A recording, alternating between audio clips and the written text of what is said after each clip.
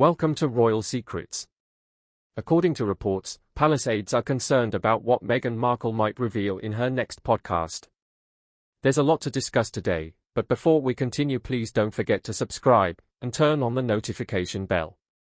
This week saw the debut of Meghan Markle's new Archetypes podcast on Spotify, and the palace is already in meltdown mode because, well, sigh.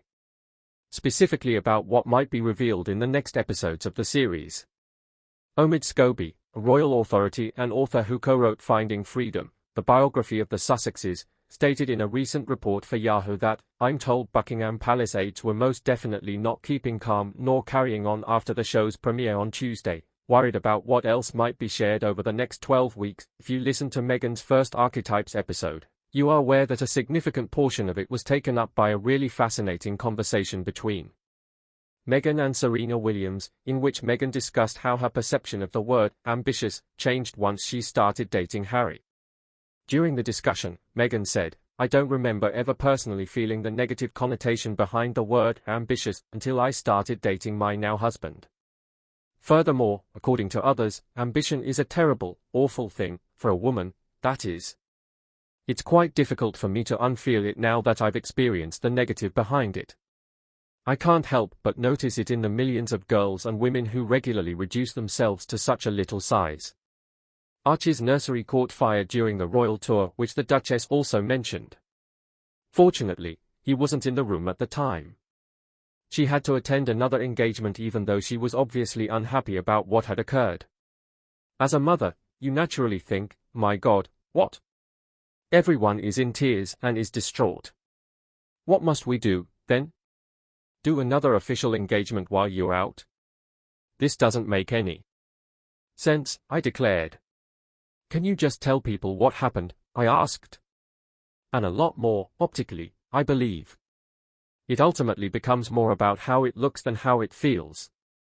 And having some understanding of the human moments behind the scenes that people might not be aware of and to give each other a break is part of humanizing and breaking through these labels, stereotypes, and boxes that we are put into. In another news, Megxit allegedly created more ill will than necessary and harmed relationships with the firm. According to reports, the Sussexes and the firm have had tense interactions for some years.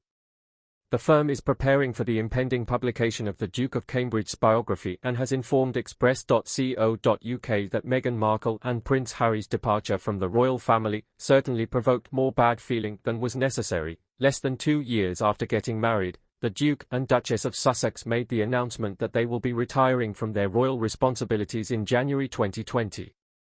On January 8, they stated that, after many months of thought and internal talks, they were stepping down from their positions as senior royals.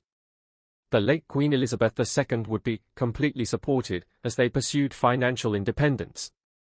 Members of the royal family were saddened by the palace's decision to affirm their abdication of royal responsibilities in February 2021. But according to a statement from Buckingham Palace, the Duke and Duchess remain much-loved members of the family. A more discreet retreat, according to Professor McLaren, may have avoided the chaos that ensued, beginning in January 2020. This would include creating their own brand outside of the firm, which would insulate them from the perception that they were trading on their status as royalty.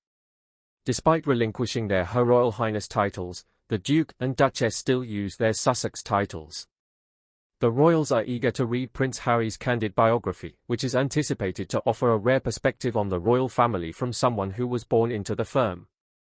Had Harry and Meghan been more discreet in their departure and simply set up their own business that didn't seem to trade on their royal connections, then I think much of the chaos that ensued could have been avoided or at least minimized, and, likely, good relations could have been maintained with King Charles and the rest of the family, Professor McLaren continued. Prior to the Queen's passing in early September, Prince Harry and Meghan had already traveled back to the UK from California. They joined the other royals during the nation's period of national mourning. They left for their home a few days after the procession and committal service, and they played a significant role in the Queen's state funeral. Thanks for watching till the end.